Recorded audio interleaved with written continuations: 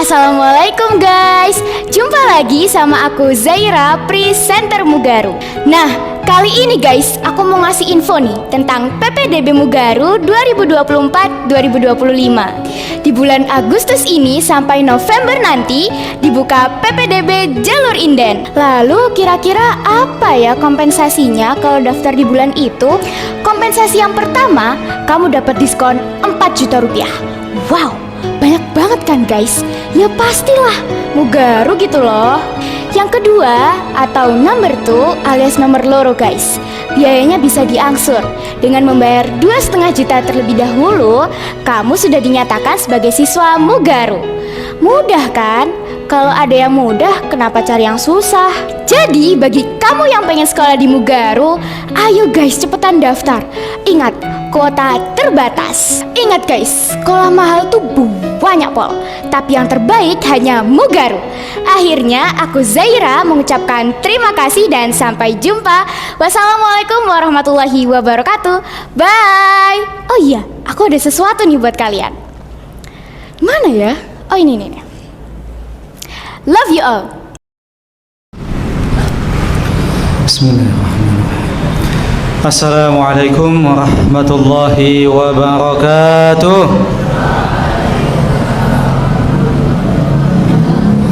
Alhamdulillah wa syukrulillah wa la hawla wa la quwwata illa billah wa ala alihi wa sahbihi wa mawalah. Asyhadu an la ilaha illallah wahdahu la syarika lah wa asyhadu anna Muhammadan abduhu wa rasuluhu la nabiyya ba'dah.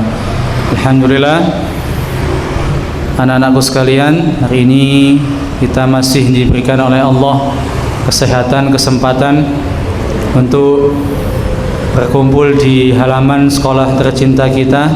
Insyaallah semuanya yang hadir di sini dalam keadaan yang sehat walafiat.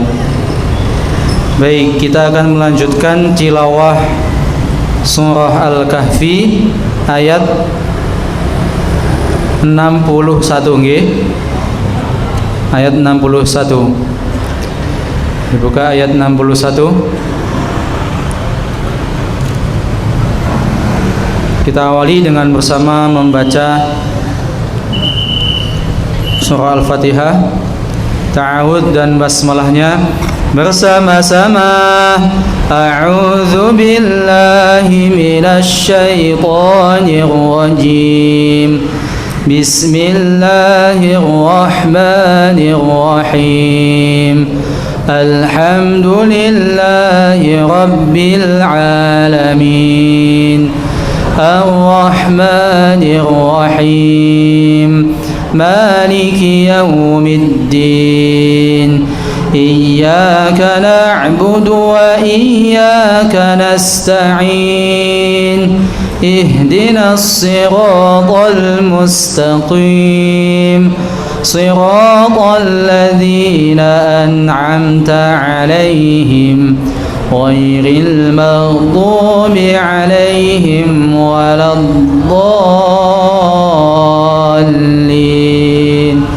Amin. A'udzu billahi minasy syaithanir rajim. Falamma balagha majma'a bainihima nasiya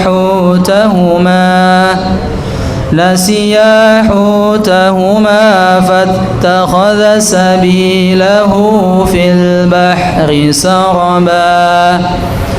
فلما جاوزا قال لفتاه آتنا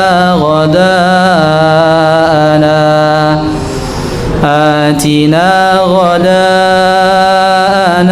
لقد لقينا من سفرنا هذا نصبا.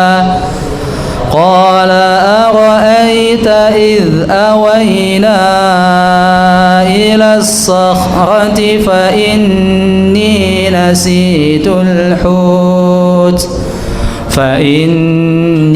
نسيت الحوت وما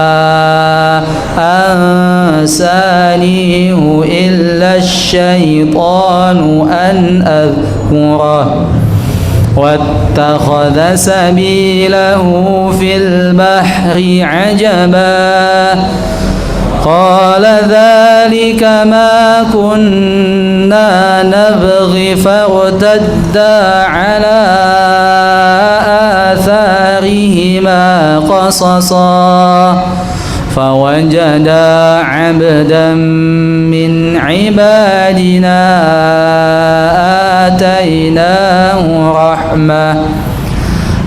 آتيناه رحمة من عندنا وعلمناه من لدنا علما قال له موسى هل أتبعك على أن تعلمني مما علمت رشدا قال إنك لن تستطيع معي صبرا وكيف تصبر على ما لم تحط به خبرا قال ستجدني إن شاء الله إن شاء الله صابرا ولا أعصي لك أمرا قال فإن اتبعتني فلا تسألني عن شيء حتى أحدث لك منه ذكرا الحمد لله رب العالمين.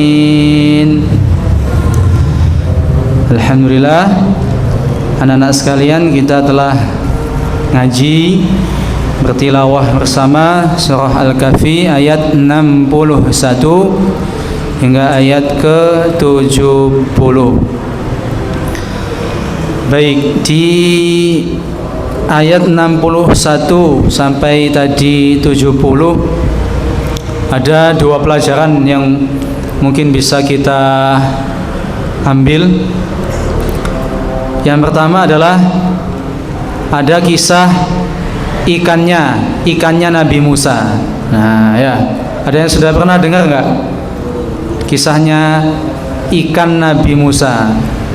Nah, Kuila ya, Sakuila sudah pernah. Jadi menurut tafsir bahwa ketika Allah memberikan arahan kepada Nabi Musa untuk berguru atau untuk belajar kepada seseorang yang mana dikaruniai oleh Allah begitu banyak ilmu, itu ya. Dalam hal ini adalah Nabi Khidir ya, yang diceritakan adalah Nabi Khidir. Jadi ketika di perjalanan Nabi Musa ini bersama dengan temannya, menurut tafsir namanya adalah Yusha, temannya Nabi Musa ini. Maka sampailah keduanya ini di pertemuan dua lautan. Nah, itu ya. Itu di ayat yang ke-60, la abrahu hatta ablugha majma'al bahraini. Sehingga ada dua lautan, pertemuan dua lautan di sana. Falamma balagha majma'a bainihima nasiya hutahuma fattakhadha sabilahu fil bahri saraba. Nah, ketika sampai di pertemuan dua lautan tersebut, Nabi Musa dan juga temannya itu beristirahat. Nah, pastinya kalau dalam perjalanan ya itu membawa bekal. Nah, kebetulan yang dibawa oleh Nabi Musa ini dan temannya adalah bekal ikan. Ya, membawa bekal ikan. Nah, sesampainya di pertemuan dua lautan tersebut, mereka beristirahat dan mereka sempatkan untuk makan Ya, makan tetapi baru separuh dari ikan atau sisi sebelah dari ikan tersebut yang dimakan oleh Nabi Musa, dan sisanya lagi belum dimakan. Maka kemudian atas izin Allah, Nabi Musa ini beristirahat, tidur, dan ikan tersebut dibangkitkan atau dihidupkan kembali oleh Allah, dan kemudian bisa hidup dan masuk ke dalam lautan lagi. Nah, makanya mungkin di on the spot ya, di on the spot atau di channel TV mana itu pernah ada yang menampilkan ada ikan yang hanya sisinya sebelah, ya, flatfish. Kalau namanya itu flatfish, coba kamu nanti lihat di Google, itu ada namanya flatfish. Nah, konon itu adalah dulu dari kisah Nabi Musa yang atas izin Allah bisa hidup sampai saat ini. Flatfish namanya. Nah, maka yang pertama adalah hikmah yang bisa kita ambil bahwa Allah itu maha kuasa atas segala sesuatu. Innallaha ala kulli syai'in qadir.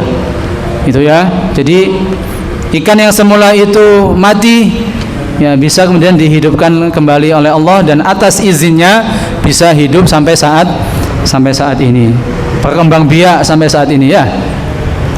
Kemudian yang kedua, pelajaran yang bisa kita ambil adalah kisah Nabi Musa belajar, ya, atau mencari ilmu kepada Nabi Khidir. Itu terdapat pada ayat yang ke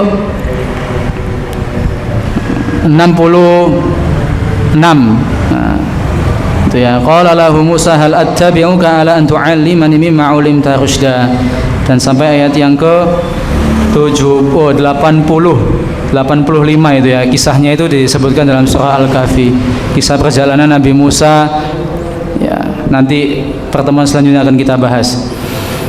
Nah, ada beberapa adab ketika kita itu ingin menuntut ilmu.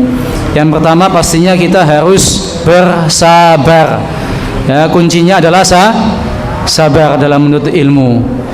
Di pertemuan sebelumnya saya sudah sampaikan bahwa ada 6 hal, ada 6 perkara atau 6 syarat bagi penuntut ilmu itu untuk mendapatkan ilmu. Ya, salah satunya adalah dengan sabar dan juga waktu yang lama, tulus zaman. Ya, jadi tulus zaman atau waktu yang lama ini juga menjadi syarat untuk menuntut ilmu dan mendapatkan ilmu. Kemudian syarat yang kedua adalah qala fa in ittaba'tani fala tas'alni an syai'in hatta uhditsa laka minhu dzikra. Ya, jangan sampai kamu itu bertanya atas suatu hal, ya, sampai gurumu itu selesai menjelaskan atau selesai menerangkan. Ya, misalkan dalam pelajaran matematika, ya, belum selesai Pak Arif, ya, atau Bu Berlin yang menjelaskan, nah kamu itu sudah bertanya. Nah, ini salah satu adab juga, ya. Jadi jangan bertanya sebelum guru kalian itu selesai tuntas menjelaskan atau menerangkan pelajaran materi yang disampaikan. Ya, yang pertama tadi adalah sabar, yang kedua adalah tidak bertanya sebelum selesai penjelasannya atau selesai materi itu disampaikan. Ya, jadi itu.